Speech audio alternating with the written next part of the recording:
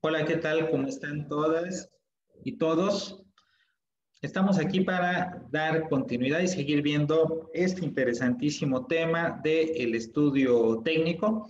Ya hemos visto con anterioridad qué es el estudio técnico, en qué consiste el trabajo del tamaño y localización del proyecto, que fueron los temas anteriores. A continuación, vamos a ver lo correspondiente a lo que es la ingeniería del proyecto y otros temas más que tienen que ver también con la infraestructura y con los insumos para el proyecto. Comenzamos con la parte de la ingeniería. La parte de la ingeniería viene del término ingenio, de ingeniárselas, de saber cómo hacer las cosas, de cómo llegar a un resultado. Y en términos de un proyecto, tiene que ver con esa capacidad para llevar a cabo la producción y poder generar esos productos y esos servicios de la mejor manera posible, con el menor impacto ambiental y haciendo una distribución adecuada de la planta. En eso consiste la ingeniería. Explicamos cada una de estas partes. Un proyecto, desde luego, tiene que tener muy bien explicado cuál es su proceso de producción, es decir, de la etapa en la que llegan los productos hasta que podemos llegar a tener productos terminados. Igual sucede con la cuestión de los servicios. Pensemos en un restaurante.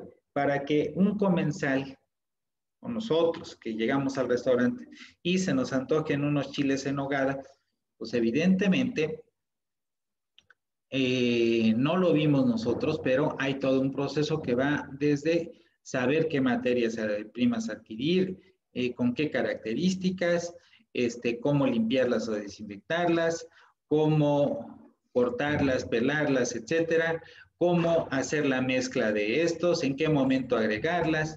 Es decir, hay todo un procedimiento, toda una serie de pasos para poder preparar esos chiles en nogada y que finalmente lleguen a nuestro plato y podamos disfrutarlo. Entonces, la ingeniería va a consistir en que ustedes en sus proyectos tengan perfectamente claro desde los pasos iniciales, pasos intermedios y pasos finales para que puedan tener su producto listo y terminado para el consumidor, para el usuario final. Segundo aspecto muy importante, hay que hacer un muy buen manejo de los insumos, cómo conservar, cómo cuidar las materias primas, los insumos y los productos terminados para que no se maltraten y lleguen bien al mercado. Y eso es desde que se adquieren las materias primas, cuando se procesan y cuando son almacenadas y transportadas debe de ser bajo condiciones adecuadas para que los productos y servicios lleguen bien a nuestros mercados.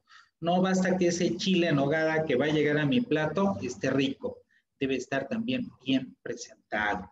Entonces eso implica todo un cuidado en el antes, en el proceso y en el proceso final también. Y hay que cuidar también de la distribución de la planta. La distribución de la planta no es más que tener un orden en el lugar donde va a estar ubicado el proyecto. ¿Cuál va a ser el área de las oficinas? ¿Cuál va a ser el área de producción? ¿Cuál va a ser el área de almacén? ¿Por dónde van a entrar? ¿Por dónde van a salir los clientes? Para la llegada de materias primas donde se reciben, para los productos ya terminados por donde salen, etcétera. Y todo eso debe de hacerse en las mejores condiciones posibles.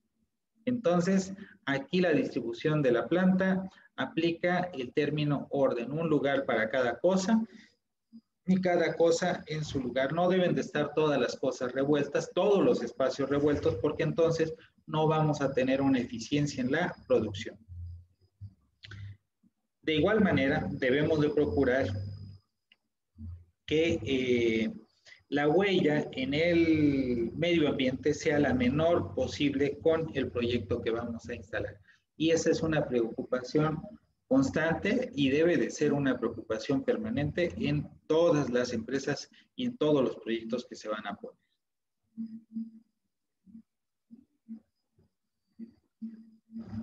Aquí tenemos un ejemplo de un flujograma para producir café tostado y molido. Y esto sería parte de lo que es la ingeniería del proyecto. Y llega el café oro verde procedente del área de producción. Ahí se hacen todos los cuidados para tener buenos granos. Llega la época de cosecha y hay que cortar las cerecitas, limpiarlas, despulpar el producto, quitarle el cascarillo, acopiar todo ese producto que ya está listo, lavarlo previo a su procesamiento para que quitarle las impurezas, polvo, tierra, etcétera, y poderlo entonces tostar, lo que llamamos el café oro verde. Y el tostado debe de ser en la graduación correcta, no es un café quemado, tampoco debe ser un café crudo, debe estar en un término adecuado para nuestros clientes, para que el café, cuando llegue a la taza, sea un producto sabroso. El molido debe de ser de acuerdo a lo que pide el mercado, si va a ser para cafetera, si va a ser para olla, etcétera. Entonces, hay veces que lo que hacen las empresas es dividir una presentación para los que quieren café de cafetera y otra presentación para los que lo quieren en olla. Y el envasado debe de ser algo hermético que no permita que se vaya escapando el olor del café, para que permita que se cree humedad, etcétera. Entonces, para que el producto esté bien protegido y bien resguardado. ¿Sí? Entonces, aquí tenemos un ejemplo de lo que sería la ingeniería del proyecto. Algo similar van a tener y tienen ustedes que ir viendo para sus proyectos productivos. Entramos al tema de la infraestructura y el equipo. Ahí tenemos que ver varios temas interesantes. La infraestructura y el equipo es lo que nos va a permitir llevar a cabo la producción, porque va a ser el lugar de producción y todas las maquinarias, herramientas y equipos que vamos a utilizar. La capacidad instalada va a estar dada por máquinas y equipos que nos permitan procesar nuestro producto. Aquí en la imagen tenemos, por ejemplo, una procesadora de café, donde tenemos una máquina que recibe los granos, los depura, llega después a una tostadora, que es la que tosta el café, y finalmente ahí tenemos cubetas, aunque pueden ser otros receptáculos que vayan recibiendo el café que ya está listo e irlo guardando y almacenando.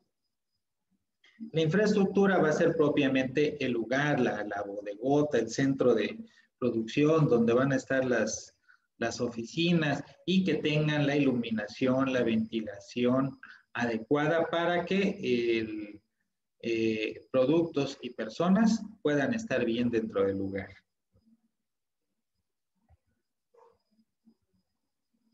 Y hay que cuidar cuando estemos dentro del proyecto, viendo toda esa infraestructura y equipo que se va a comprar, que seleccionemos a los mejores proveedores. Para ello, primero, pues hay que identificarlo y ver quiénes nos están dando muy buenos precios y además buenas condiciones. Es decir, no solo es importante el precio, sino también van a ser importantes las condiciones, si nos van a dar crédito, si nos van a dar buena atención por si algo está fallando después, etcétera.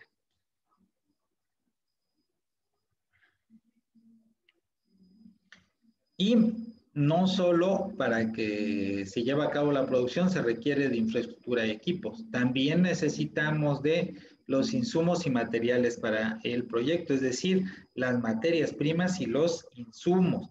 Y tenemos que hacer lo mismo que hicimos allá en la otra parte, un buen proceso para identificar a los proveedores y ver sus precios y demás condiciones. Normalmente el proceso de selección de proveedores lleva el siguiente esquema. Primero hay que identificar a los proveedores. Si vamos a, por ejemplo, a producir quesos, pues tenemos que ver qué proveedores nos pueden vender las tinas, los coladores, los filtros y todo lo demás de equipamiento que se requiere. Entonces, paso muy importante es identificar a los proveedores. Y no solo de lo que acabo de comentar, maquinaria y equipo. Aquí estamos hablando también de materias primas e insumos, es decir, si voy a producir quesos, necesito proveedores principalmente de leche y de empaques, para que yo con eso pueda vender mis productos en una forma adecuada a los clientes. Y además debo de ver que esos proveedores que yo estoy identificando me permitan producir en buenas condiciones, con calidad nuestros productos. Una vez que identifico a los proveedores, pues le tengo que pedir a cada uno de ellos que me dé una cotización, es decir, a cada uno de esos ganaderos que producen leche y que a mí me interesa comprarles para producir mis quesos, le voy a pedir que me coticen a qué precio me van a dar el litro de leche. Y el que me va a vender los empaques, las envolturas para el queso, pues también les voy a pedir cotizaciones. La regla es que cuando menos debo de tener 3 cotizaciones y por lo tanto tengo que tener identificado a 3 o más proveedores para cada una de las cosas o aspectos, materias primas, insumos, maquinaria, etcétera, que va a requerir mi proyecto. Después de que me coticen, pues voy a recibir y voy a concentrar la información donde voy a ir colocando proveedor A a qué precio me va a dar, proveedor B a qué precio me va a dar, proveedor C a qué precio me va a dar, proveedor y cada uno de estos proveedores me da crédito, no me da crédito, qué tiempo me da de crédito para poder pagarle, me da garantía sobre el producto, es decir, si hubiera algún problema, me puede cambiar el producto, o me va a decir, no, ya salió de aquí de mi tienda, yo ya no le devuelvo nada ni le cambio el producto. Entonces hay que ver también esas condiciones porque son importantes también las garantías que me dé el cliente. Si, por ejemplo, voy a comprar maquinaria, pues me interesa un proveedor que si la máquina presenta una falla técnica, pues el producto pueda tener garantía y entonces me lo puedan llegar a arreglar, a componer y llegue un técnico, me dé la asesoría cómo debo de utilizar esa máquina y ese equipo. Entonces, el precio sí es importante, pero hay que considerar otros aspectos y esa es la información que vamos a concentrar de cada uno de los proveedores. Y evidentemente al final vamos a seleccionar aquellos proveedores que me den mejores condiciones de precio y de otros aspectos. Evidentemente, un proyecto no es proyecto si no está conformado por personas, por una organización. La organización la hacen las personas. Y entonces, debo de preocuparme de que dentro de esa estructura del nuevo proyecto haya una filosofía en la organización, unos valores que hagan que todo vaya a funcionar de manera correcta, que haya reglas y la gente las entienda, las cumplan y esté convencido de lo que estamos haciendo. También tenemos que ver un tipo de estructura, es decir, el organigrama adecuado al proyecto. No se trata de tener un gran organigrama. La mayoría de los proyectos empiezan como proyectos pequeños y entonces nuestra estructura va a ser muy pequeña. Vamos a tener un gerente que se encarga de supervisar todo y vamos a tener un área de ventas que posiblemente no va a tener gerente, no tiene caso tener un gerente para 1, 2 o 3 vendedores, no tiene absolutamente caso, sería un despilfarro de recursos. Lo mismo en el área de producción, no vamos a requerir, si se trata de una empresa pequeña, de un gerente de producción. Sería una torpeza cuando vamos a tener 1, 2 o 3 obreros, y esa labor de supervisión, tanto del área de ventas como del área de producción, la puede hacer el mismo gerente general. ¿Sí? Que normalmente en las empresas pequeñas, los gerentes generales son multifuncionales, ellos supervisan todas las áreas. Y también tendríamos, si acaso, apoyando al gerente, una secretaria. Y muchas veces ni eso, es decir, vamos a tener una estructura muy pequeña, acorde a el proyecto que estamos creando. Yo de repente me toca revisar proyectos en los cuales ya cuando llegamos a la parte financiera, pues no cuadra nada. Pero pues ¿cómo va a cuadrar si tenemos un montón de vendedores, un montón de gente de producción, tenemos gerentes para todo, incluso hasta supervisores, un contador que está ahí de planta, y entonces pues no hay proyectito pequeño que esté iniciando, que es un bebé, que pueda mantener a todo ese montón de gente y que seguramente van a estar pasando a ver las moscas, porque va a ser una estructura demasiado grande para las necesidades del proyecto. Proyecto pequeño, sus necesidades son también pequeñas. Entendamos eso muy bien. Como especialistas en la administración de los proyectos, tenemos que tener en cuenta esos aspectos. Y después de que definamos esa estructura, vamos a definir cada uno de los puestos. Bueno, el gerente general, ¿cuáles son sus funciones? Los 2 obreros que van a estar en el área de producción, ¿qué es lo que va a hacer cada uno de ellos? Obrero A, ¿cuáles son tus funciones? Obrero B, ¿cuáles son tus funciones? Si vamos a tener a alguien en ventas, bueno, ¿qué va a hacer ese señor de ventas? Va a atender a los clientes, va a hacer sus recorridos, va a concentrar la información, se la va a pasar al gerente y se la va a pasar al área de producción, etcétera. Esas y todas las funciones que les queramos confiar a cada uno de los puestos básicos que se van a crear para la empresa, el proyecto. Y con eso damos por concluido nuestro tema de estudio técnico, nuestra unidad. Esta ha sido la segunda parte.